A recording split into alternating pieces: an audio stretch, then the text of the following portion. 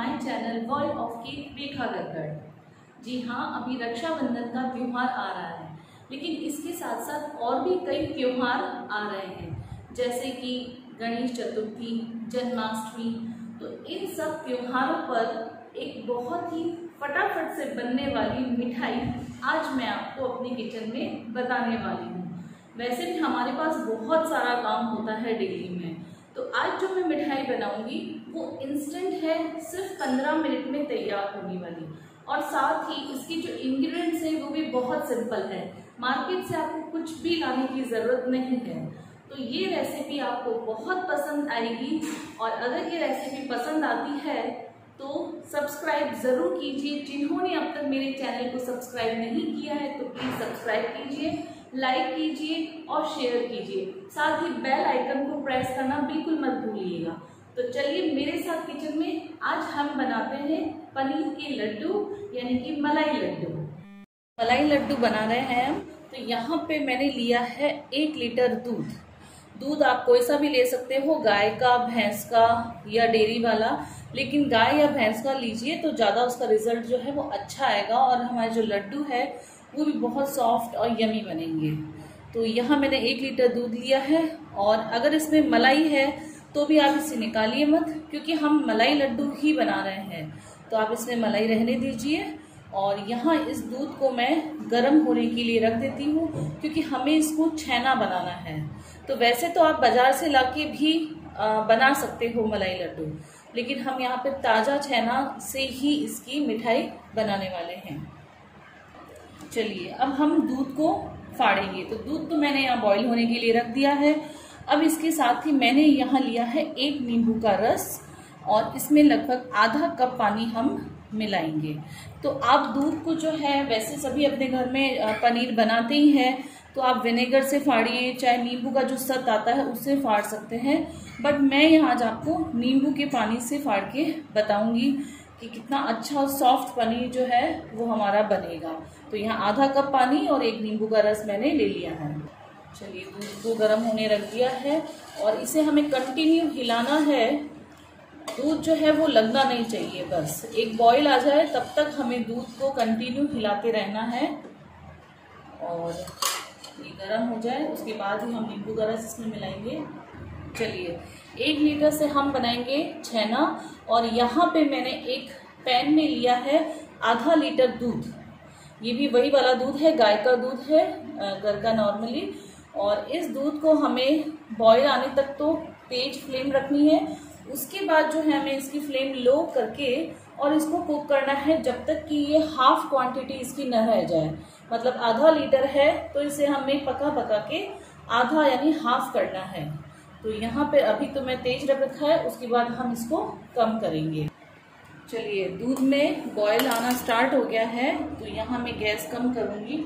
अब मैं आपको बताऊंगी कि इसमें पनीर को है कैसे बनाना है। जनरली हम जब कोई दूसरी चीज़ बनाते हैं मिठाई, तो उसको हम दूध बॉईल करके बंद करते हैं, और उसके बाद 10 मिनट बाद हम दूध को फाड़ते हैं। लेकिन आज हम यहाँ ऐसा नहीं करेंगे।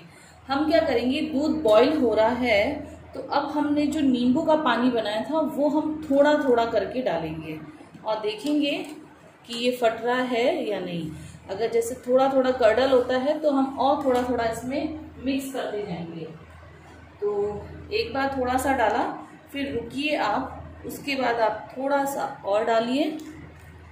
तो इस तरह आपको पनीर फाड़ना है।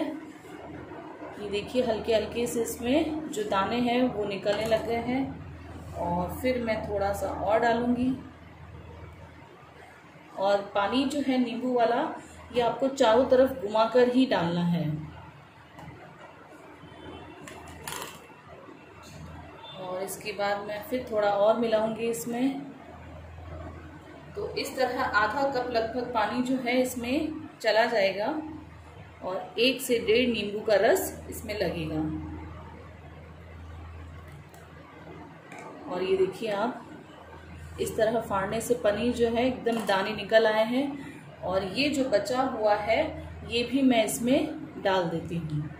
तो इस तरह जब आप पनीर को फाड़ेंगे तो पनीर भी आपके अच्छी क्वांटिटी में निकलेगा, और अच्छा सॉफ्ट पनीर बनेगा।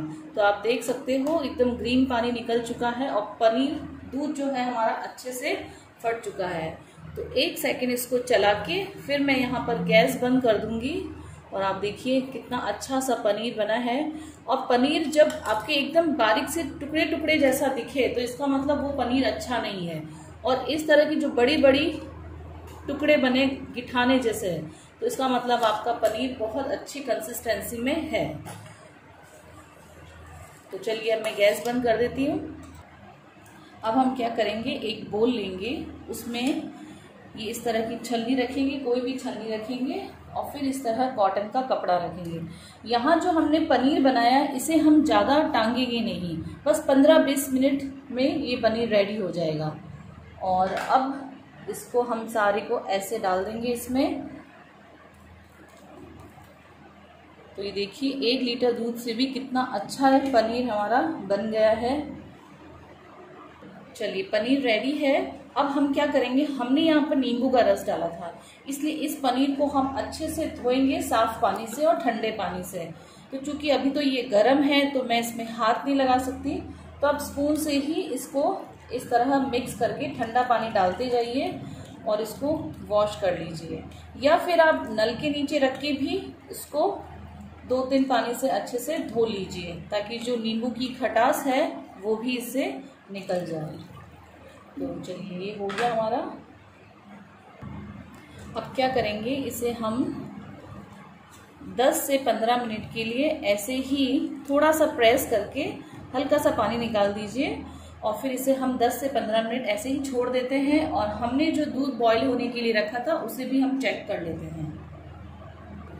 चलिए ये देखिए हमने जो आधा लीटर दूध रखा था वो भी अब ये बॉईल हो रहा है और थोड़ी सी क्वांटिटी इसकी कम हुई है, लेकिन हमें इसकी हाफ क्वांटिटी ही रखनी है। तो यहाँ मैं इसको बॉईल होने देती हूँ। और आपको ध्यान रखना है कि इसको मीडियम पर ही करना है, क्योंकि अगर आप लो करोगे तो दूध का जो कलर है वो चेंज हो जाएगा। तो मीडियम टू हाई पर रखकर ही इसे हाफ क्वांटिटी करनी है। चलिए 15 से 20 मिनट हो चुके हैं और एक बार जो है हम पनीर भी देख लेते हैं। ये देखिए बहुत सारा पानी इसमें से निकल चुका है। तो अब हम क्या करेंगे, इसे एक बड़े बर्तन में लेंगे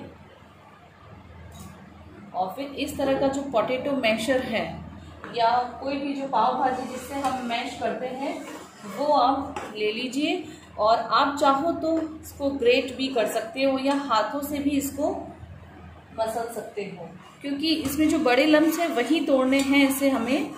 तो ये देखिए बहुत सॉफ्ट और अच्छा सा पनीर बना है, इसीलिए मैं यही प्रेफर करती हूँ कि आप घर पर ही पनीर बनाइए। तो इस तरह हम पोटैटो मैशर से ऐसे कर लेते हैं। और मार्केट का पनीर भी आप ले सकते हो, लेकिन उससे क्या होगा कि वो बहुत ड्राई आता है, तो उसे ग्रेट ही करना पड़ेगा। और घर का जो होता है उसमें थोड़ा सा सॉफ्टनेस और थोड़ी सी मॉइस्टनेस रहती ही है, तो ज़्यादा बेस्ट है कि आप घर का पनीर ही बनाइए। तो ये देखिए इसमें कोई भी लम्स नहीं है और बहुत अच्छा सा दानेदार पनीर है। तो अब इसके बाद पनीर तो हमारा रेडी है। अब जो हमने दूध बॉईल होने के लिए रखा है वो भी हम चेक कर लेते हैं। चलिए आप देखो कि दूध जो है 15 मिनट हुए हैं इसको और ये जस्ट हाफ क्वांटिटी इसकी रह गई है। तो यहाँ पे मैं जो है 3 चम्मच चीनी डालूंगी। चीनी आप अपने टेस्ट के अकॉर्डिंग डाल सकते हैं, लेकिन इसमें ज़्यादा चीनी मत डालिएगा, टेस्ट उतना अच्छा नहीं आएगा लड्डू का। मैंने 3 चम्मच डाले हैं, आप 3 से ज़्यादा 4 चम्मच ले लीजिए अगर आप ज़्यादा मीठा खाना पसंद करते हैं तो। चलिए चीनी जो है वो अच्छे से मिक्स हो चुकी है और उसके बाद जो हमने पनीर बनाया था वो हम इसमें डाल देंगे और फिर इसे कंटिन्यू हम हिलाते रहेंगे जब तक कि जो हमने दूध रड़ाया था वो और पनीर अच्छे से मिक्स हो जाए। और इसी में हम क्या करेंगे, जो ये पोटैटो मैशर है इससे आप इसे और इस तरह तोड़ दीजिए, तो ये क्या थोड़ा सा जल्दी थिक फॉर्म में आ जाएगा। ये इस तरह देखिए, ठीक है। कंटिन्यू हम इसको हिलाते रहेंगे। बहुत ही सॉफ्ट और यमी होते हैं ये लड्डू, तो इस रक्षाबंधन पर आप ज़रूर बनाइए और अपने भाई, अपने भाभी के लिए, के बच्चों के लिए ये लड्डू बनाकर ले जाइए। चलिए, पनीर और दूध अच्छे से मिक्स हो गए हैं। अब यहाँ हम क्या करेंगे, हम बना रहे हैं मलाई के लड्डू। तो यहाँ मैं 3 चम्मच घर की जो फ्रेश मलाई होती है वो डालेंगे। और अगर आपके पास जैसे फ्रेश मलाई नहीं है तो आप अमूल वाली जो मलाई होती है वो भी आप डाल सकते हो। इसीलिए मैंने स्टार्टिंग में कहा था कि दूध में अगर मलाई है तो आप उसे रहने दीजिए, क्योंकि मलाई से ही लड्डू सॉफ्ट बनेंगे। और अगर जैसे मलाई है ही नहीं आपके पास तो आप इसको स्किप कर सकते हो। दूध को अच्छा रड़ा दीजिए, फिर आप पनीर मिला दीजिए, तो उससे भी लड्डू बहुत ही अच्छे टेस्टी बनेंगे। चलिए, मुझे हिलाते हुए इसे 2 मिनट हो गए हैं और ये थोड़ा सा थिक फॉर्म होने आया है। इसको मीडियम पर ही पकाना है, ये इम्पॉर्टेंट पॉइंट है। आप इसको बिल्कुल कम आंच पे नहीं पकाओगे, नहीं तो जो लड्डू की वाइटनेस होनी चाहिए ना वो नहीं रहेगी। अगर आप बिल्कुल धीमे पकाएंगे तो कलर थोड़ा चेंज हो जाएगा इसका। तो मीडियम से हाई फ्लेम पर ही पकाइए, कंटिन्यू हिलाते रहिए, ये भी इम्पॉर्टेंट टिप है। साथ ही जो इसके साइड्स पे है उसको भी छुड़ा लीजिए, नहीं तो वो क्या है, अगर ऐसे ही रहेगा तो वो बर्न हो जाएगा, फिर लड्डू में जो है हल्की सी स्मेल आएगी। तो यहाँ ये है थिक होने लग गया है, तो मैं कम से कम 1 से 2 मिनट इसको और चला लेती हूँ और फिर मैं आपको बताऊंगी किस कंसिस्टेंसी पर इसे हमें बंद करना है।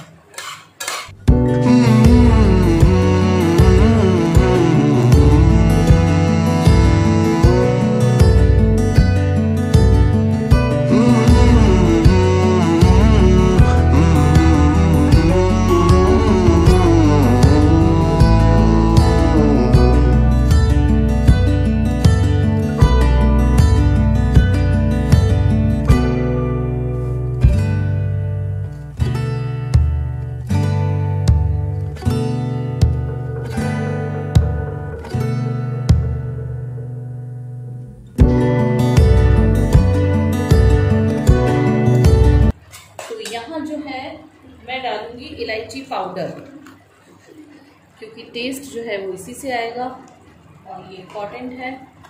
और फिर मैं इसको फिर से हिला लेती हूँ। तो ये बहुत जल्दी बनने वाली मिठाई है, 15 से 20 मिनट में ये हमारी मिठाई रेडी हो जाती है।